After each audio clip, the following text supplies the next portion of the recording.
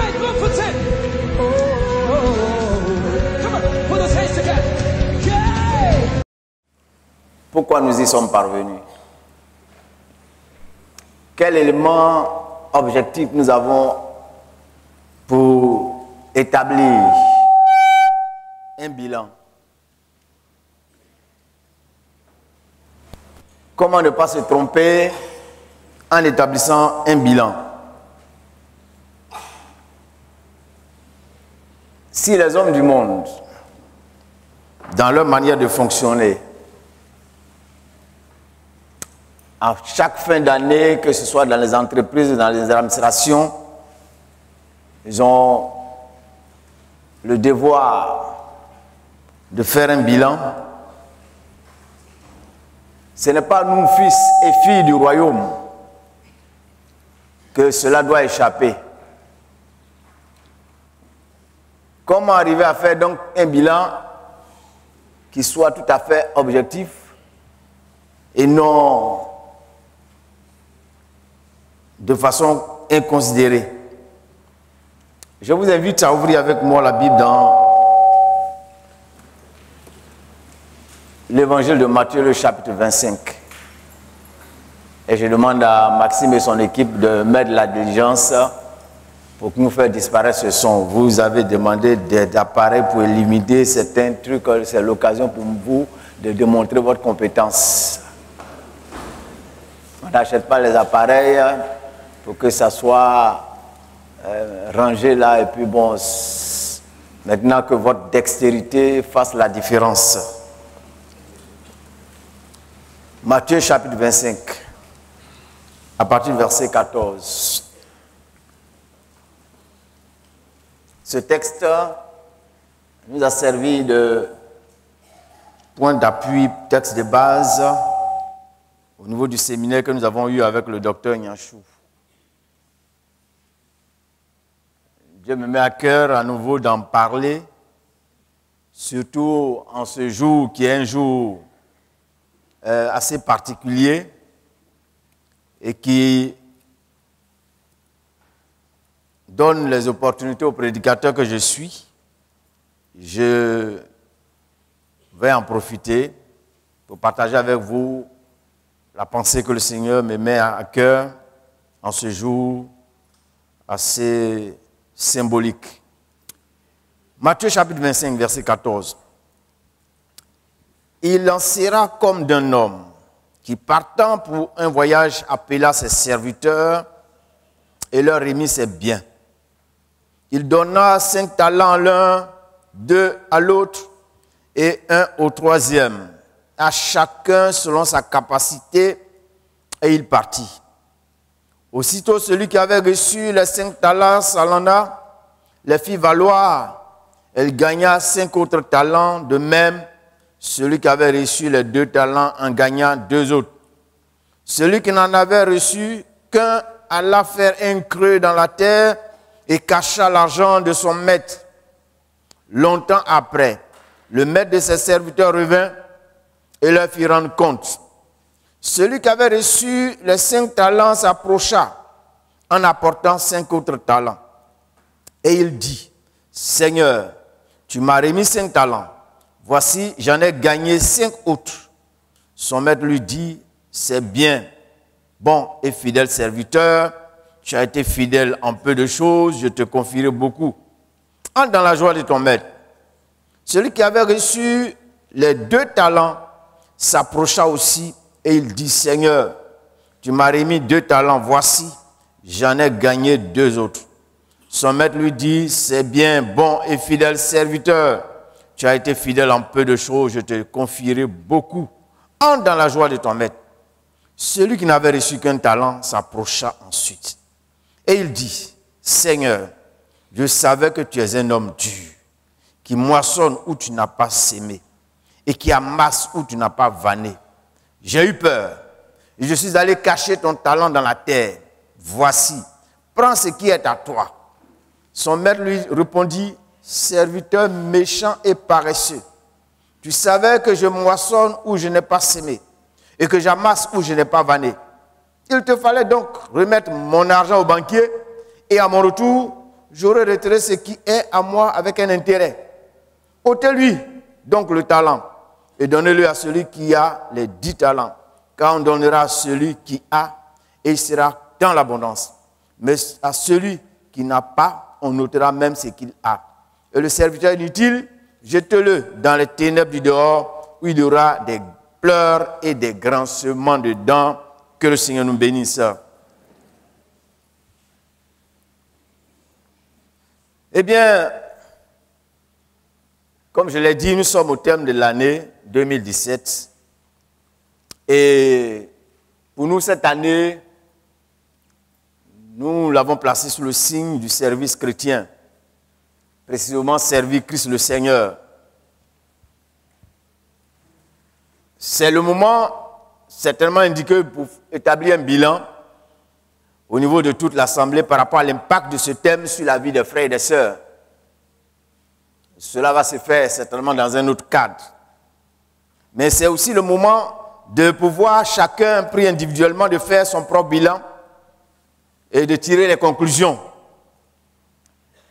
En ce qui donc concerne chacun d'entre nous, pour que ce que nous avons à faire comme bilan soit tout à fait équilibré, épouse les contours de ce que Dieu attend de chacun d'entre nous, eh bien, je vais de façon assez sommaire nous donner des indices qui vont nous permettre de pouvoir chacun apprécier la situation de notre vie spirituelle, nos acquis spirituels, voir si véritablement nous pouvons juger que notre année a été positive ou bien si c'est le contraire. Voyons d'abord la lettre et l'esprit de ce texte. La lettre et l'esprit de ce texte s'insèrent dans la partie des paraboles de Jésus relatif à son avènement, c'est-à-dire à son retour. Il y a toute une série de paraboles que Jésus a eu à faire recours, à mentionner dans ce chapitre et dans ce passage, au niveau de ce chapitre. Eh bien, ces paraboles mettent en relief la situation interne au sein de l'Église. C'est ce qui est mis en relief dans toutes ces paraboles. Ça concerne les fils du royaume, les enfants du royaume. Et aussi, ça met en relief le fait qu'il y a un jugement à venir pour ceux qui auront accepté le Seigneur. C'est ce qu'on appelle le tribunal des récompenses. C'est l'élément central qui revient dans ce chapitre 25 de Matthieu. C'est la trame, c'est l'élément central sur lequel Jésus veut mettre l'accent. Mais aussi, il profite de l'occasion pour permettre aux uns aux autres de voir ce qu'il en sera de la situation interne au sein de l'Église et ce que l'Église doit faire en attendant ce retour. Toutes les paraboles de ce chapitre, y compris celle qui est l'objet de notre méditation, mettent l'accent sur le fait que les principaux acteurs de ces textes avaient un devoir de veille. Tous ceux dont il est mention ici, eh bien, avaient un devoir d'être vigilants. Ils devaient être vigilants parce que, eh bien, le maître était parti et il devait revenir. Pour les 10 vierges, elles ne savaient pas à quelle heure il allait arriver. Par conséquent, elles devaient être vigilantes. Également, par rapport à ceux qui avaient reçu les talents, ils devaient être vigilants. Parce qu'ils ne savaient pas à quel moment celui qui leur avait donné ce potentiel, celui qui leur avait donné cet argent, allait revenir et leur faire rendre compte. Donc, ça, c'est un des éléments. Aussi, ils avaient une obligation de résultat. Eux tous. Et puis aussi, enfin, ils devaient manifester une vie d'excellence. c'est ce qui devait être évalué par celui qui les avait mis en mission, celui qu'ils attendaient tous. Donc, les talents en question, dont il est question dans ce paragraphe que nous avons lu, eh bien, ces talents-là sont en fait des dons et des capacités que nous recevons tous de la part du Seigneur pour le servir. Si on veut simplement voir la chose d'une façon générale. Mais nous allons voir cela dans une autre perspective ce matin. La perspective dans laquelle nous allons voir ce matin, c'est le fait que nous devons considérer une année comme un exercice de temps que Dieu nous donne pour accomplir un certain nombre de choses. Dieu nous donne en l'espace d'une année un temps avec des devoirs et des obligations à remplir et aussi des performances que nous devons obtenir. Donc, en commençant une année, chacun d'entre nous doit se dire que Dieu me met en mission. Et à la fin de chaque année, chacun doit être en mesure d'évaluer les résultats de sa mission. Alléluia. Alors, quels sont les éléments qui vont nous servir de prétexte pour atteindre cet objectif? Examinons le texte. Notons que dans le texte, la première chose qui est à remarquer, c'est que tous les serviteurs avaient le même maître. Et c'est le même maître qui leur a donné à chacun les talents ou le talent. Deuxième chose, ce qu'on constate du premier au troisième, en passant par le deuxième, il n'a laissé personne sans ressources. Chacun a reçu une ressource. Même si ce n'est pas la même quantité, mais chacun a reçu quelque chose. Alléluia. Mais quand on lit au verset 24, la réaction du dernier, le troisième qui n'avait reçu qu'un, laissait penser que le maître a été injuste. Que le maître, c'est comme si le maître ne lui avait rien donné. Lui, ce qu'il a reçu, il considérait cela comme insignifiant. Et c'est comme ça certains chrétiens fonctionnent. C'est comme ça certains hommes fonctionnent. Même quand tu leur donnes un et que tu as donné 4 à un autre, ils disent que tu ne m'as rien donné. Parce que pour certains, 1 égale 0. Or, 1 n'est pas 0. 1, c'est 1.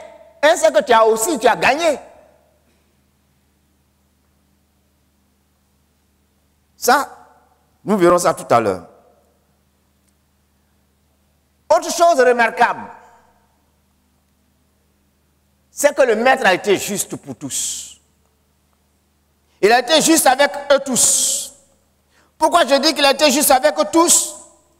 C'est cette expression qui revient et qui est là, qui paraît anodine, mais qui est significative. Il est dit au verset 15 qu'il a remis ces choses à chacun selon sa capacité. Il a remis à chacun selon sa capacité. C'est-à-dire que le maître savait qui est qui. Il connaissait chacun d'entre eux. Il savait ce que chacun était capable. De quoi chacun était capable. Et en fonction de ce qu'il savait que chacun était capable, il a donné ce que chacun pouvait gérer. Alléluia. Le message est résumé là. On est venu ce matin, alors que certains se réjouissent et bénissent Dieu, d'autres pleurent. Pourquoi ils pleurent? Ils pleurent parce que ils considèrent que les autres sont dans l'abondance et eux, ils ne voient pas pour eux. Or, en réalité, chacun a reçu quelque chose. Et le maître sait la capacité de chacun. On va voir tout à l'heure. Alors, quels sont les éléments instructifs à en déduire? Quel enseignement faut-il retirer de tout ça? Je vais simplement mettre en relief 5 éléments. La première chose significative qui est à retenir, c'est que nous devons savoir être reconnaissants à Dieu et sans envier qui que ce soit pour le fait que, quelle que soit la condition sociale ou matérielle de nos frères et de nos sœurs, nous avons le même Seigneur. Nous devons savoir être reconnaissants à Dieu et ne pas envier qui que ce soit. Parce que, et tout cela, c'est le même maître qui leur a donné pour le premier, 5, le deuxième, 3, et puis le dernier, 1. C'est le même maître. Et ce même maître ne laisse jamais personne à vide. Et nous devons envier personne. Dans la Bible, il dit, dans Galates chapitre 2, verset 8, c'est l'apôtre Paul qui parle. Il dit, celui qui a fait de Pierre l'apôtre des circoncis a aussi fait de moi l'apôtre des païens. Parce qu'il y a des gens qui avaient une attitude de mépris vis-à-vis de sa personne. Et ils voulaient l'amener à épouser des sentiments négatifs. Mais lui, Paul, il avait compris qu'en réalité, Pierre, c'est Jésus qui avait fait de Pierre l'apôtre des circoncis, des Juifs. Mais le même Jésus a fait de lui l'apôtre des gentils. Donc lui, il n'envie pas Pierre. En cette année qui finit, peut-être que tu as des frères et des sœurs dont tu as le témoignage de la réussite. Réussite, il faut relativiser les choses. En termes de réussite, c'est quoi? Social, matériel. Mais ce que tu dois savoir, c'est que qui leur a permis d'accéder à ce niveau? C'est le Seigneur. C'est le même maître. Mais toi aussi, ce même maître ne t'a pas oublié. Le palier auquel tu te trouves, rends-lui grâce. Sois reconnaissant. Alléluia. Parce que ce Seigneur-là, il sait toutes choses. Il est souverain. Regardez ici dans le texte. Aucun n'a fait grève pour que le maître lui donne quelque chose. C'est le maître lui-même qui, de façon souveraine, en toute autorité, en toute indépendance d'esprit, a décidé de donner ce qu'il veut donner à chacun. N'envions personne, mes frères et mes sœurs.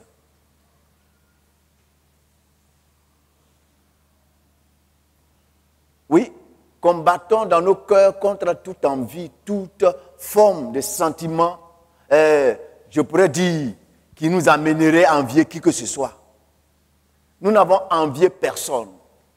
Parce que ce que Dieu fait pour les autres, il le fait d'une autre façon, sous une autre forme, en notre faveur. Et sachons lui être reconnaissants. Alléluia. Deuxième élément. Point bilan objectif, il faut savoir se rappeler les bienfaits du Seigneur. Car à l'instar de tous les serviteurs de ce texte, aucun enfant de Dieu digne de ce nom n'est un laissé pour compte. Sachons nous rappeler les bienfaits du Seigneur. Parce qu'aucun enfant de Dieu digne de ce nom n'est un laissé pour compte. Chacun a reçu quelque chose. Dans le psaume 34, verset 11, il est dit, les lionceaux éprouvent la disette et la faim, mais ceux qui cherchent l'Éternel ne sont privés d'aucun bien. En cette année 2017, si nous sommes enfants de Dieu et dignes de ce nom, aucun d'entre nous ne peut dire qu'il a été un laissé pour compte. Dieu a manifesté sa grâce et sa miséricorde à l'égard de tous, à quelque niveau que nous soyons. Pourquoi je dis? Tu es assis sur ta chaise ce matin, avec tes narines, tu respires.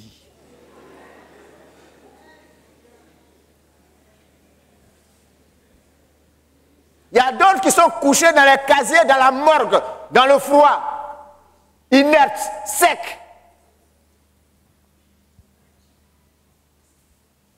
Mais toi, tu es assis. Et puis, en plus, tu te portes bien. C'est un bienfait du Seigneur.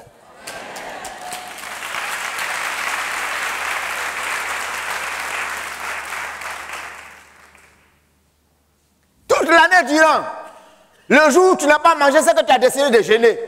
Chaque jour, tu as mangé. Tu t'es rassasié. Ta maison s'est rassasiée.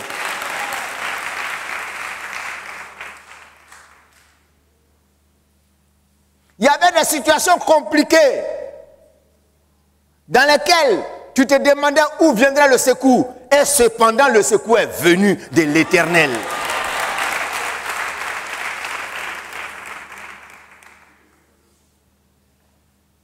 Je voudrais qu'on chante ce chant contre les bienfaits de Dieu.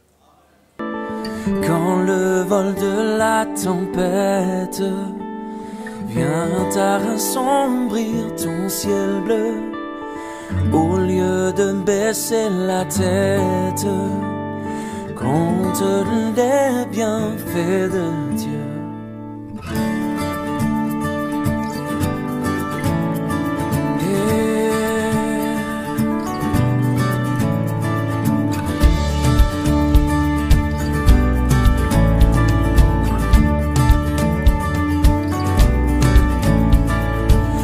Sur la route glissante, tu chancelles sous ta croix.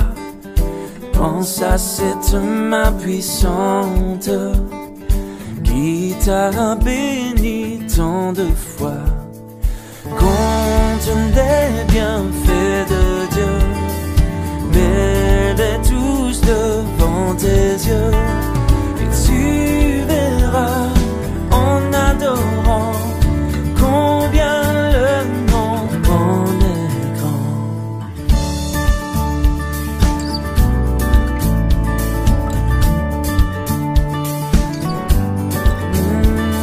Si tu perds dans le voyage plus d'un cher et doux trésor, pense au divin héritage qui là-haut te reste encore.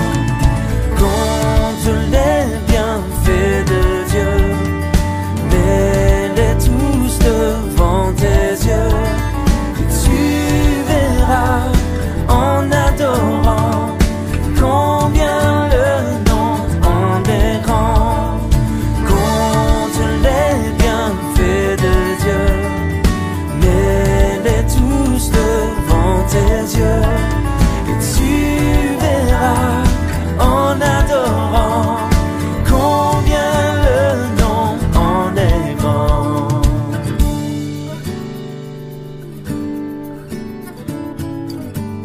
Yeah.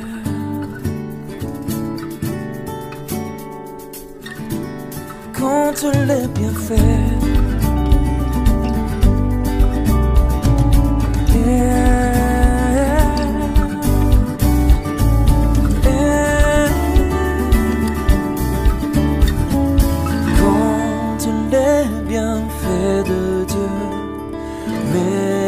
Tous devant tes yeux, et tu verras en adorant combien le nom en est grand. Compte les bienfaits de Dieu, mets-les tous devant tes yeux, et tu verras en adorant combien le nom en est grand. En adorant combien le nom en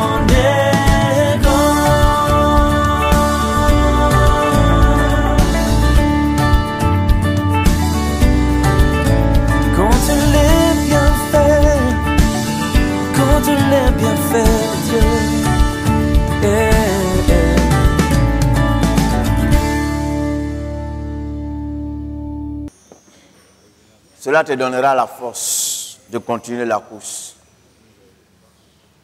Si tu ne sais pas les identifier, alors c'est la tristesse qui va gagner ton cœur. Dieu ne souhaite pas que cela soit ainsi pour toi. Un troisième élément, pour que nous puissions aussi avoir un bilan objectif, il faut commencer par s'interroger sur ce que nous avons réussi à faire avec ce dont nous disposons et non considérer nos possessions et nos acquis du départ comme dérisoires, donc a priori impossible à valoriser. Oui, si nous voulons pouvoir rendre grâce à Dieu à la fin d'une année, il faut pouvoir être en mesure de faire l'inventaire de ce que nous avons réussi à engranger avec ce que Dieu nous a donné comme potentiel. Il y a des gens qui ne savent pas le faire et qui agissent comme le dernier qui a reçu un seul talent et qui a considéré que c'était dérisoire ce qu'il avait. Et comme il considérait que c'était dérisoire, alors il s'est dit que c'était impossible de valoriser cela. C'est un paresseux. C'est un fainéant. Et en plus, c'est quelqu'un qui n'avait pas, il n'était pas animé de bonne intention vis-à-vis de son maître. Il n'aimait même pas son maître. Il avait des stéréotypes sur son maître. Il avait des préjugés sur son maître. Et c'est comme ça certains chrétiens sont.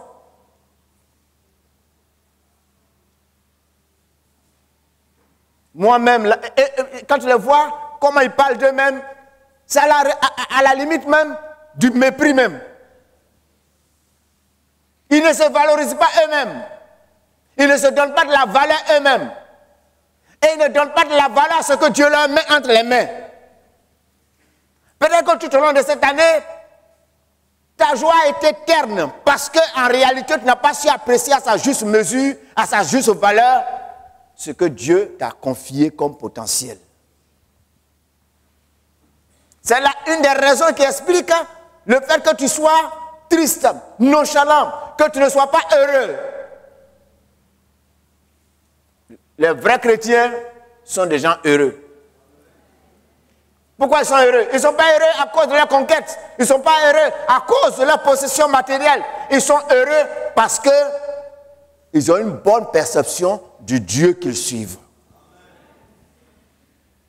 Si tu as une bonne perception du Dieu que tu suis, quel que soit Alpha, tu seras dans la joie. Et ce dernier-là, il a reçu un talent. Il devrait même s'estimer heureux. De toutes les façons, ce qu'il avait, c'était pour lui-même.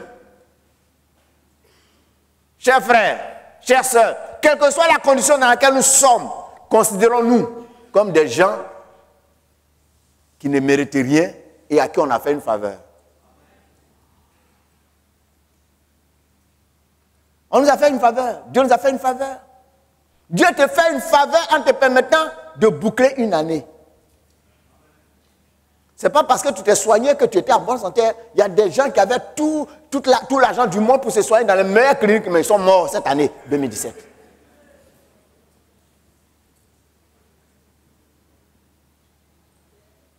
Si tu veux pouvoir, en réalité, à la fin d'une année, te réjouir, il faut d'abord commencer par apprécier ce que Dieu te donne au départ, au début de l'année. Il faut commencer à apprécier ça. Et si tu sais apprécier, alors tu vas valoriser cela.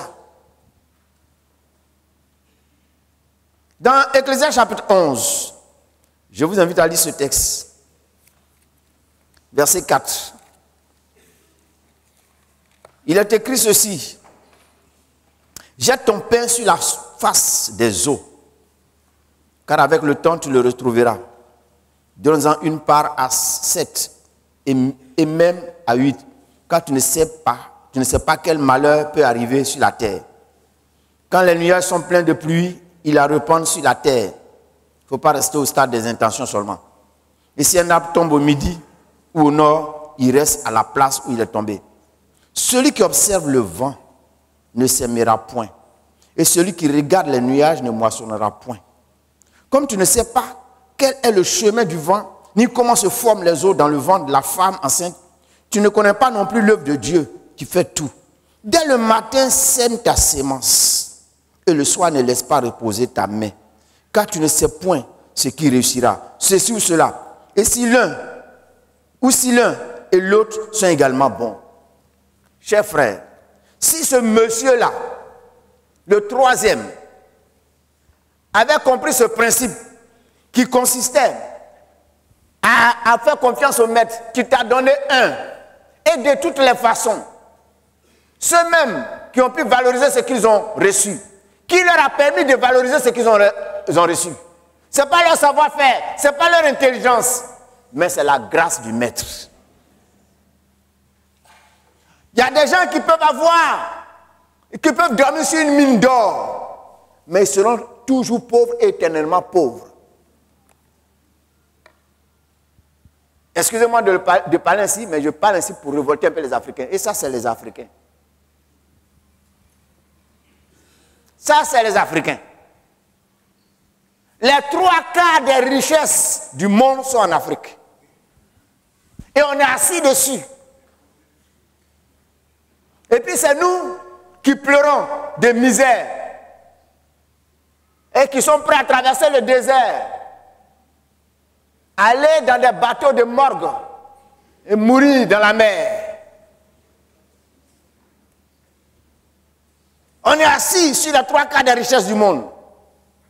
Depuis pratiquement 60 ans d'indépendance, aucun pays africain n'est parvenu au stade du développement.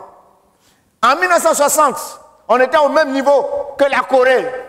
Aujourd'hui, la Corée est une puissance économique, un pays super développé.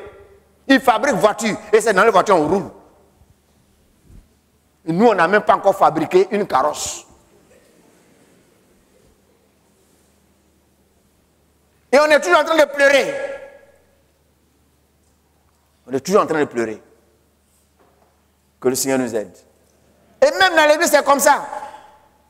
On l'a entendu la semaine dernière. Il y a des frères, tu vas aider, tu vas booster. Ils vont prendre l'argent, ils vont manger pion. Et ils sont toujours assis là. Ils ne peuvent pas se creuser la tête pour avancer. Ils sont toujours en train de pleurnicher. Ça, c'est le dernier serviteur qui a reçu un seul talent. Incapable de valoriser ce qu'il a reçu. Ce que je voudrais te dire ce matin, avant d'entrer en 2018, dès l'entame de 2018, ce que tu auras dans la main, le potentiel que tu auras dans la main pour entrer en 2018, considère qu'avec le Seigneur, tu peux multiplier cela, accroître cela, afin qu'à la fin de 2018, tu sois parmi ceux qui récoltent abondamment. C'est possible. Quatrième élément à retenir.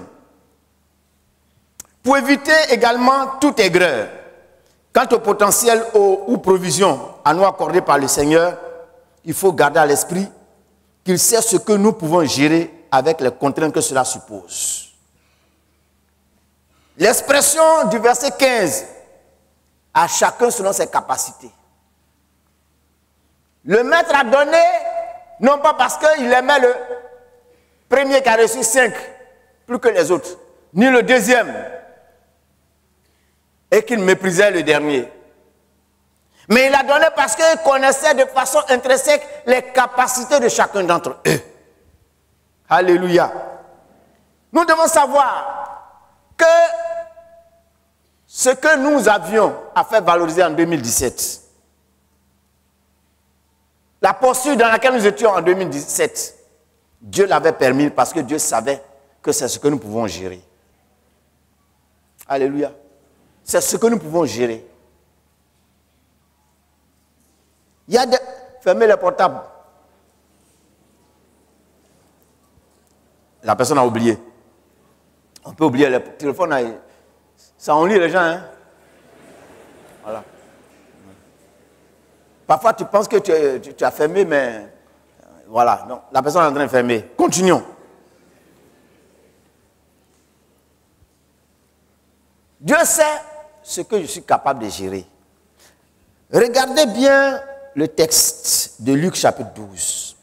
Il est dit au Luc chapitre 12 verset 48, il dit, on demandera beaucoup à qui l'on a beaucoup donné. Et on exigera davantage de celui à qui l'on a beaucoup confié. Je voudrais ce matin donner l'occasion à quelqu'un peut-être qui n'a pas le moral, qui ne s'accepte pas. Quelqu'un qui a l'impression qu'il accompagne les autres. De bien considérer ce texte. Vous savez, le texte nous dit que Dieu demande beaucoup à celui à qui on a beaucoup donné. Et il va exiger davantage à celui à qui on a beaucoup confié. Ça pour dire quoi? Si Dieu te donne, te met dans une position de prospérité,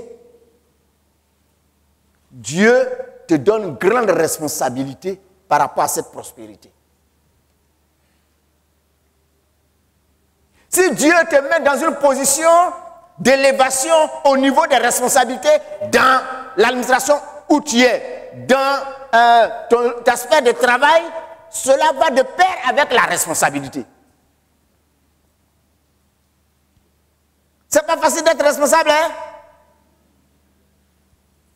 Quand ça va bien, c'est tout le monde qui fait aller bien.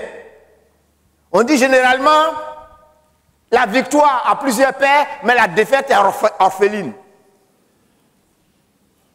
Quand il y a la défaite, on dit c'est le responsable. Il n'est pas bon du tout.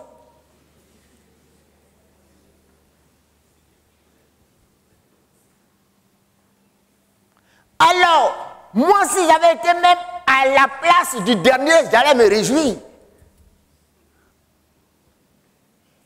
Parce que si ça va de pair avec responsabilité, moi, il m'a donné un, donc moi, je n'ai pas trop de grandes responsabilités. Les risques sont plus importants, sont plus accrus. Tu as 5 francs à gérer. Tu dois ajouter 5 francs dessus. Et puis, quel mafra qui va te poursuivre avec un pistolet pour 5 francs? Ou tu es là.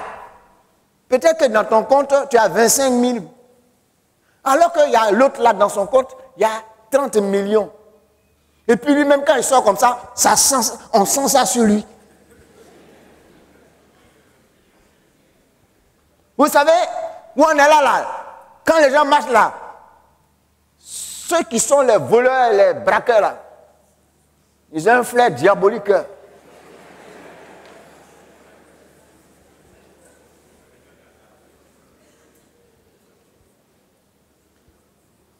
Ils savent qu'ils attaquent. Parce que quand tu as beaucoup, cela va de pair avec responsabilité. Alléluia. C'est ces paramètres qu'il faut considérer pour ne pas avoir des maux de tête inutiles et d'être dans une situation où on est là, on est bizarre à la fin de l'année. Enfin, quand on commence une année, il faut savoir que chacun a reçu un certain nombre de talents. Chaque début d'année doit être considéré comme le départ où Dieu nous donne les talents. Et chaque année est comme un temps d'exercice que le propriétaire nous donne. Et nous devons donc considérer le départ comme une période, le début d'un exercice, avec des objectifs à atteindre, qui sont des objectifs que le maître qui nous donne ces talents-là nous assigne.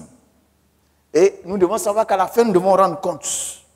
La vie chrétienne va de pair avec cette notion de rendre compte. Elle va de pair avec la notion de rendre compte. C'est ce que Jésus veut intégrer dans l'esprit des disciples. Il y a un compte à rendre. Il y a des comptes à rendre.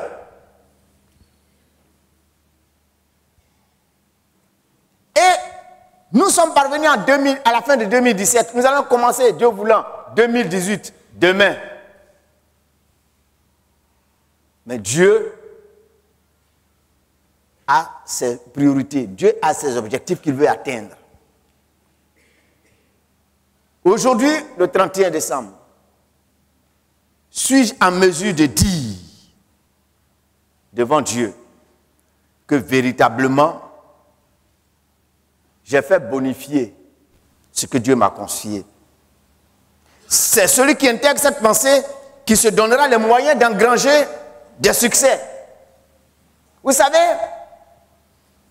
ces personnes-là, pour qu'elles puissent avoir des talents supplémentaires, elles puissent fructifier ces choses, c'est elles-mêmes, leur intelligence, leur savoir-faire qui va permettre à ce que cela se fasse. C'est comme la vie chrétienne également.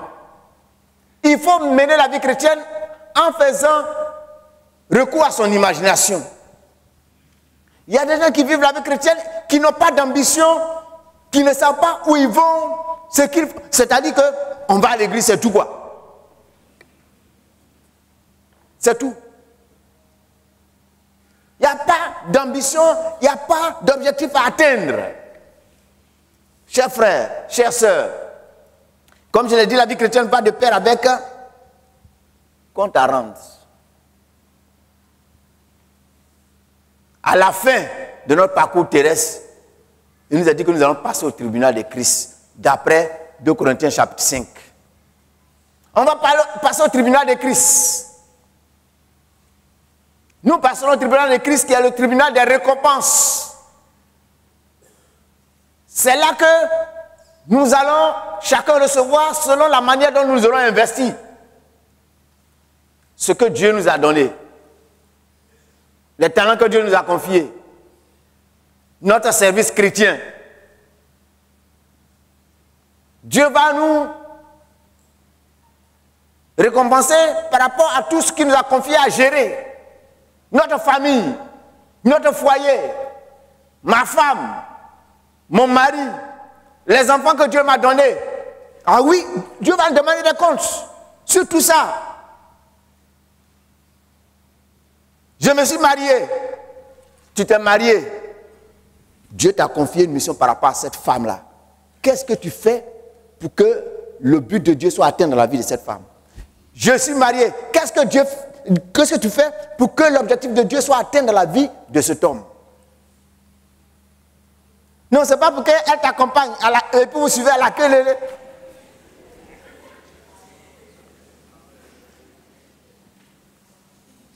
Tu as des enfants. Qu'est-ce que tu as fait pour que ces enfants-là intègrent le royaume de Dieu? Parce que, en tant que fils et filles du royaume, nous devons être de ceux qui peuplons le royaume. Ce n'est pas les parents qui doivent peupler le royaume. Nous-mêmes devons peupler le royaume. Et à partir de notre propre sémence, nous devons peupler le royaume. Or, je l'ai dit, ce qu'on constate aujourd'hui, c'est que c'est l'Église qui ravitaille le monde en païen.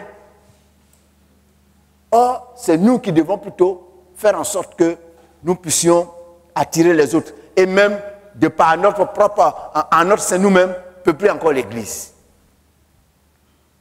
Nous avons des comptes à rendre. Ça va de pair avec la vie chrétienne. Surtout, il faut agir avec promptitude dans ce cadre-là. Comment tu as mené ta vie chrétienne cette année? As-tu été prompte dans ce que Dieu t'a confié à faire? Même pour ta propre vie spirituelle, pour ton petit temps de prière, il faut qu'on te demande pardon. Et on t'a demandé pardon. Ça là, chacun sait comment ça se passe dans la chambre là-bas. Ceux qui sont mariés. Il y a des maris qui n'ont pas le temps de prier avec leurs femmes. Il y a des femmes qui n'ont pas le temps de prier avec leurs maris. Ça ne fait pas partie de leur programme. Toi-même, tu veux dire quoi? Tu es plus spirituel que moi? Je vais dire, parce que l'évangile même dit que ce que vous allez faire dans les chambres, ça sera prêché sur les toits.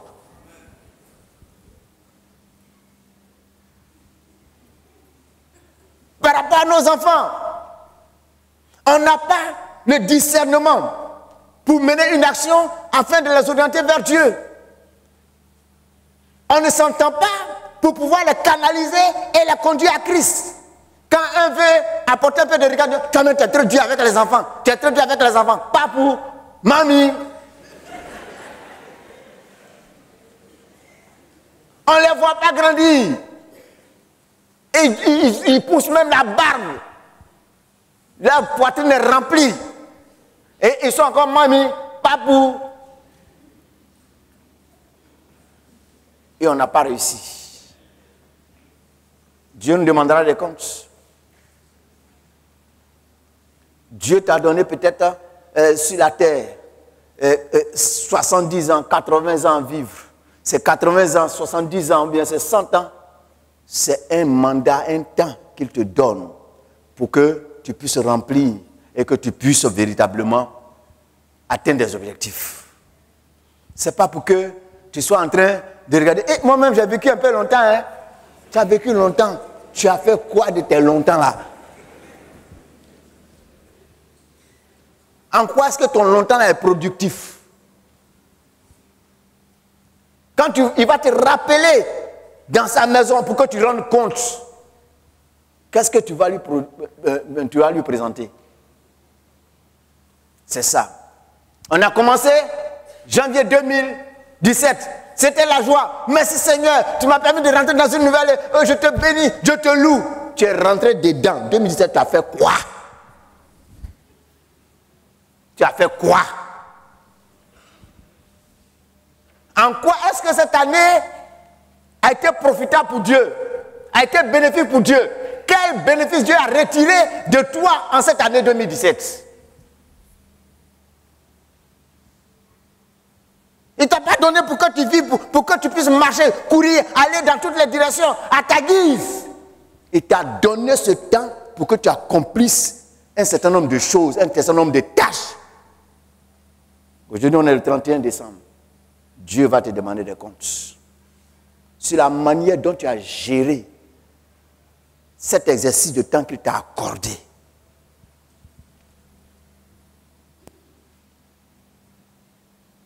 C'est ce que nous aurions considéré.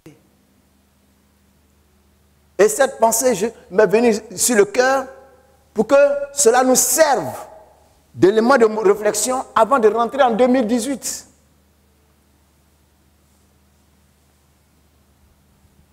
Que le Seigneur nous aide. Je vais terminer. Et il faut que je termine. Regardons bien le texte. Sur la fin, au verset 29, il a dit, on donnera à celui qui a, et il sera dans l'abondance. Mais à celui qui n'a pas, on notera même ce qu'il a. Qu'est-ce qui explique qu'au lieu que, au fil des années, on accroisse nos conquêtes, on accroisse nos richesses, on accroisse nos acquis spirituels, on régresse. Il y a des gens qui, au fil des années, au lieu de croître, ils régressent, ils décroissent, ils s'appauvrissent.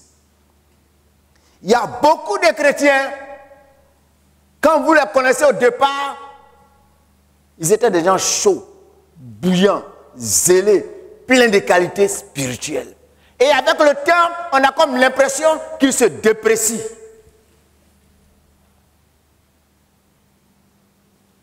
Ils se déprécient avec les années. Ils deviennent tellement familiers de Dieu. On dirait que Dieu est devenu leur camarade, quoi. Et se permettent tout, même ce qu'il ne faut pas se permettre.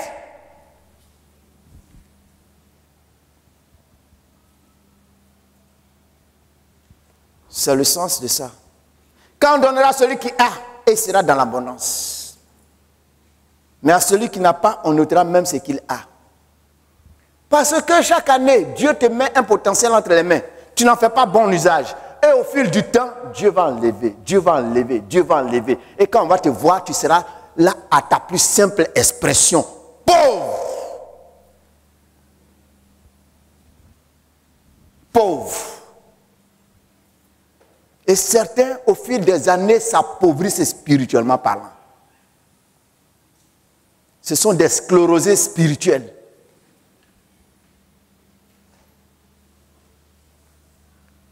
Combien de frères et de sœurs ne sont pas à ce stade? Ils sont devenus charnels. Plus charnels que tu meurs. Là où il faut avoir des réactions spirituelles, eux, c'est la chair qui les gouverne.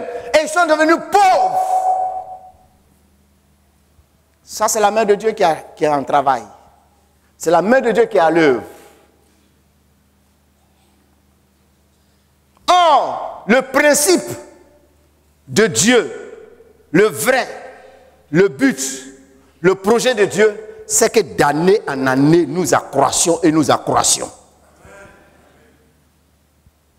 Or, avec Dieu, celui qui occupe le terrain inutilement, il s'occupe de lui. Il s'occupe de lui.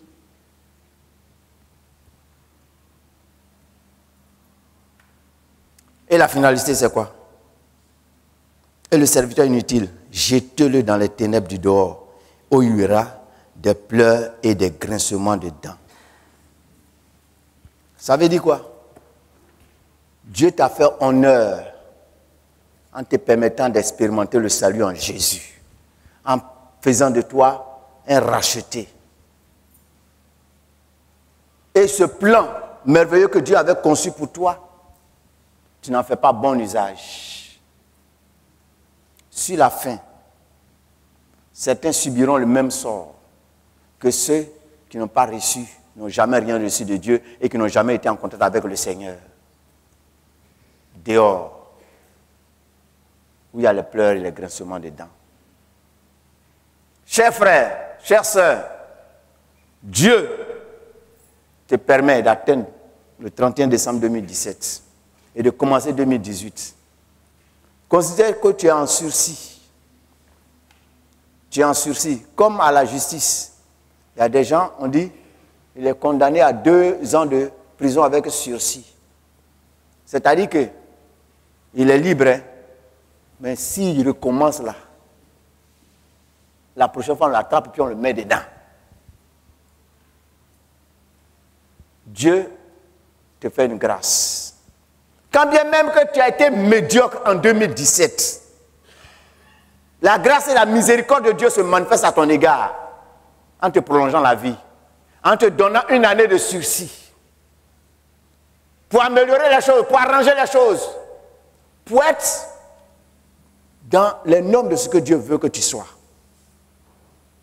Que 2018 soit pour toi une année de révolte spirituelle.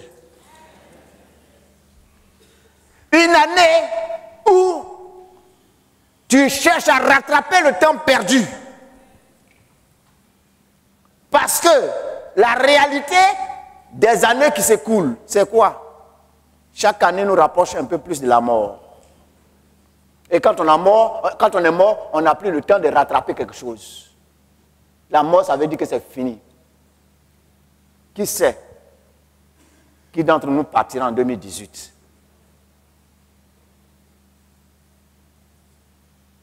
Et si tu dois partir, et si même tu restes à vivre 3 mois, si tu restes à vivre 6 mois, si tu restes à vivre 7 mois ou 8 mois ou 10 mois, que ces 10 mois, tu rattrapes le temps. Afin que, quand le temps sera venu, pour le maître de dire, rentre dans la maison, tu rentres avec assurance et que tu présentes ton compte rendu, un compte rendu probant. Que le Seigneur nous bénisse.